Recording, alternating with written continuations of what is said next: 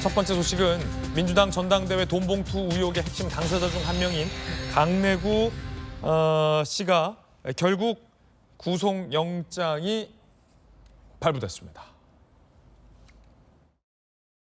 영장 재청구됐는데 입장 혹시 있으실까요? 증거인멸 정황 포착됐다던데 어떠신가요? 판사님께 성실하게 말씀드리겠습니다. 오늘 어떻게 소명하셨습니까? 돈봉투 마련하신 거 맞나요? 언젠가 말할 날이 있을 거라고 말씀하셨는데 말할 날이 언제일까요?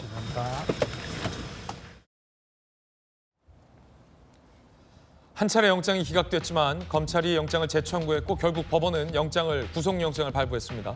수사 전후 말맞추기, 사건 자료 폐기, 증거인멸 정황이 확인됐다라며 검찰은 180장 분량의 자료를 제시했습니다. 결국 강내구 씨는 구속됐습니다.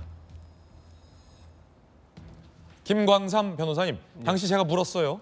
강내구 씨가 구속될 가능성, 그러니까 법원이 영장을 발부할 가능성이 얼마나 되냐라고 보자 김광삼 변호사께서 저희 돌직구쇼에서 구속될 확률이 거의 100%다. 이렇게 말씀하셨는데 정말 구속됐군요. 예. 일단 원래 이제 처음에 좀 구속이 되는 게 맞아요. 왜냐하면 이제 사안이 굉장히 중대하잖아요. 그럼 설사 도주나 증거인멸 우려가 없다 하더라도 이거 자체가 이제 돈으로 매수한 행위잖아요. 그건 저는 이제 처음에 영장 신청할 때도 청구할 때도 구속되는 게 맞다 이렇게 생각했었는데 결국 기각이 됐죠. 근데 기각 사유가 뭐였냐면 증거인멸을 했다고 보기 어렵고 향후에도 증거인멸할 가능성이 있다고 단정하기 어렵다 이렇게 하면서 영장의 기각 사유를 밝혔거든요. 그러면 증거인멸 우려 가능성이 있다는 증거가 있으면 영장을 발부해야 하는 거 아니에요? 그래서 이번에 이제 검찰이 이제 보강 수사를 굉장히 철저히 하는 거예요. 예. 그리고 강내구 감사위원이 휴대폰을 냈는데 이게 깡통 휴대폰이라는 거 아닙니까? 그거 다 초기화해서 냈다는 거예요. 아, 강내구 감사표장이 휴대전화를 제출했는데 깡통이었다. 그렇죠. 그리고 지금 송영길 전 대표의 이제 사주지 또 외곽 조직이라고 할 수 있는 먹고 사는 문제 연구소에 이 사람이 상당히 중요한 역할을 했던 사람이에요.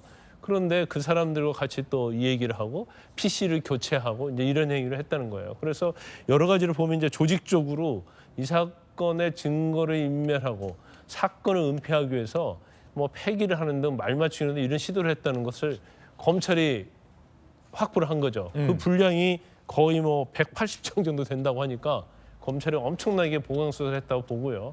그러니까 이제 법원에서는 사실은 영장을 당연히 발부할 수밖에 없는 거예요.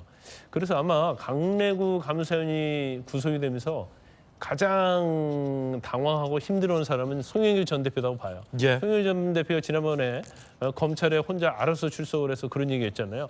강내구 의원이 영장이 기각됐다는 사실 자체 이걸 가지고 하면서 마치 검찰이 정치적 수사를 하고 있는 것처럼 했는데 결국 구속이 됐어요. 그러면 이제 그 다음에 제일 중요한 몸통이라고 볼 수 있는 것은 송영길 전 대표다. 그리고 송영길 전 대표의 어떤 혐의점이 드러나면 사실 강내구 감사위원보다도 훨씬 더 송영길 전 대표의 역할이 크잖아요. 그럼 송영길 전 대표의 영장도 청구할 수밖에 없는 상황이기 때문에 그렇군요. 굉장히 아마 당황했을 겁니다. 지금 김광삼 변호사님의 설명을 듣다 보니까 김수영 교수님, 강내구 씨가 검찰에 제출했던 소위 깡통폰 이걸 보면서 법원이 판사가 이 증거를 인멸할 가능성이 있다라고 오히려 구속을 했다라는 건데 깡통전화 논란은 사실은 강내구 씨뿐만 아니라 송영길 전 대표한테도 있었죠. 송영길 전 대표가 검찰에 제출한 폰이 이른바 깡통전화였다라는 논란이 제기됐고 그러자 송 전 대표 측근은 증거를 인멸하라고 휴대전화를 초기화한 것이 아니라 휴대전화를 새로 바꿔서 송영길 전 대표가 새로 바꿔서 휴대전화에 아무것도 없다라는 해명을 내놨는데 또 그러자 검찰 일각에서는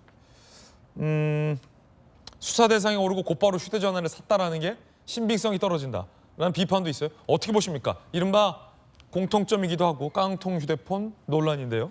그때 이제 송영길 전 대표가 검찰에서는 아직 준비 안 됐으니까 기다리시오, 아직 오실 필요 없습니다라고 했는데도 이제 억지로 이제 검찰청 앞에 가서 이제 나를 구속하라라고 아주 비장하게 말씀을 하셨죠.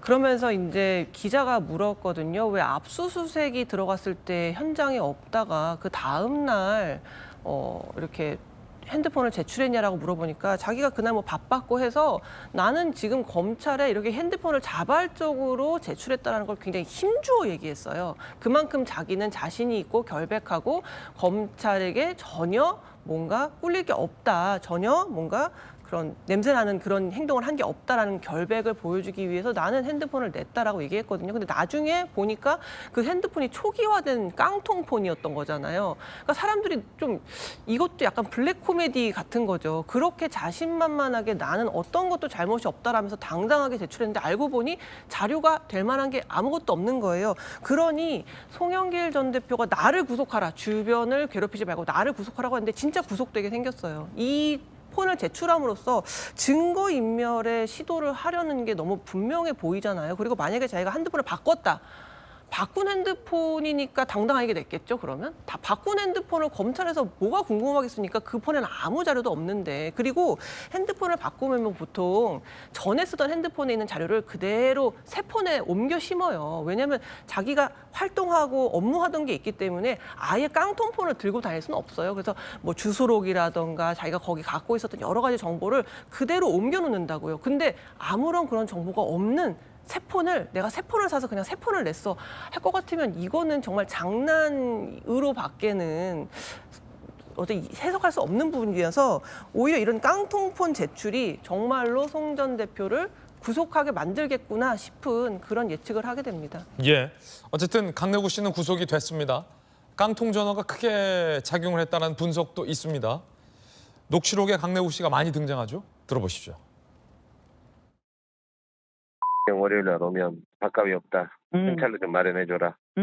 얘기해 놓으십시오. 얼마? 그러면은 1,000만 원 이렇게 얘기해야 돼. 그러면 얘는 100만 원을 생각하고 있다. 1,000만 원을 두드려 맞기 때문에 500을 갖고 옵니다. 아시겠죠?